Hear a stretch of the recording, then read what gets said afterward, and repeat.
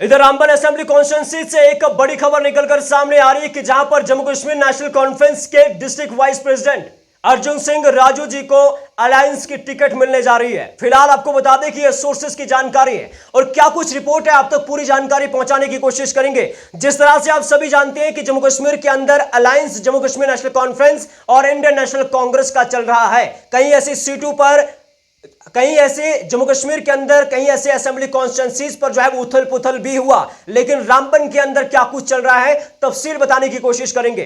कि आप सभी जानते हैं कि रामबन के अंदर भी लोग ये शक कर रहे थे या फिर लोग ये सोच रहे थे कि रामबन के अंदर भी अलायंस जो है वो काम नहीं करेगा, लेकिन इस वक्त की जो सोर्सेज की जानिब से जानकारी मिल रही है कि रामबन से जम्मू कश्मीर नेशनल कॉन्फ्रेंस के district vice president Arjun Singh Raju ji को टिकट देने की बात की जा रही है। फिलहाल ऑफिशियल रिपोर्ट तो नहीं है, लेकिन जरूर सोर्सेज की जानकारी है। वहीं आपको बता दें कि जम्मू कश्मीर नेशनल कॉन्फ्रेंस के कुल मिलाकर 3 ऐसे चेहरे अलायंस के लिए थे और कांग्रेस के 2 बड़े चेहरे थे। नाम देने की कोशिश करेंगे आपको। जम्मू कश्मीर नेशनल कॉन्फ्रेंस के एडवोकेट अर्जुन सिंह राजू जी, आबिद मागरे जी, आरिफ मीर जी, कुल मिलाकर 3 ऐसे candidate Jammu Kashmir National Conference के टिकट की रेस में थे, मैदान में थे। वहीं इंडियन नेशनल कांग्रेस के फॉर्मर ऑल इंडिया एनएसयूआई के प्रेसिडेंट फिरोज खान और उनके साथ साथ फॉर्मर एमएलए रामबन अशोक कुमार जी, कुल मिलाकर 5 कैंडिडेट अलायंस के थे। और जिसमें से पार्टी या फिर अलायंस की बात करेंगे, उन्होंने अर्जुन सिंह राजू जी को चुना है और उन्हें टिकट देने की बात की जा रही है।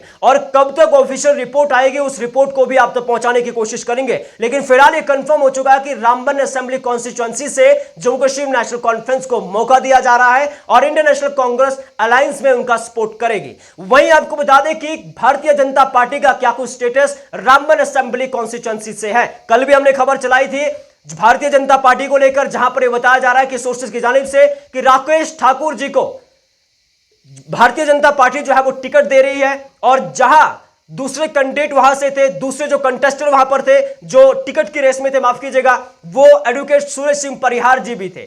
और फिलहाल भारतीय जनता पार्टी कब तक ये अनाउंस कर सकती है, भारतीय जनता पार्टी कब तक इस टिकट को लेकर बात कर सकती है या कब तक वो ऑफिशियल रिपोर्ट दे सकती है, फिलहाल सोर्सेज की जानकारी बता रही है कि 90% जो है वो राकेश ठाकुर जी को टिकट देने की बात की जा रही है, लेकिन ऑफिशियल अभी तक नहीं है। और हो सकता है आज या फिर कल जो है वो भारतीय जनता पार्टी अपने कैंडिडेट्स को अनाउंस कर सकती है। जिस तरह से अभी किसी भी सीट पर भारतीय जनता पार्टी ने अपने कैंडिडेट्स को अनाउंस नहीं किया है। वहीं जम्मू कश्मीर नेशनल कॉन्फ्रेंस या फिर अलायंस की बात करेंगे, अलायंस के अंदर भी अभी कुछ जगहों पर जो कैंडिडेट्स हैं उन्हें अनाउंस किया गया है। यहां तक कि 90 की 90 सीटों पर बात तो की गई थी, लेकिन कई ऐसे कॉन्स्टिट्यूएंसीज अभी भी हैं जहां पर अलायंस जो है वो हड़बड़ा रहा है, जहां पर अलायंस में जो है वो काफी ज्यादा खराबी चल रही है। अलायंस के अंदर जो है वो लीडरों नेशनल कॉन्फ्रेंस या फिर इंडियन नेशनल कांग्रेस के आपस में मेल जोल उनका नहीं हो रहा है, आपस में कॉम्बिनेशन उनका नहीं है। और फिलहाल क्या कुछ रिपोर्ट आने वाले समय तक आ सकती है, फिलहाल ये खबर आप तक पहुंचानी जरूरी थी कि रामबन असेंबली कॉन्स्टिट्यूएंसी से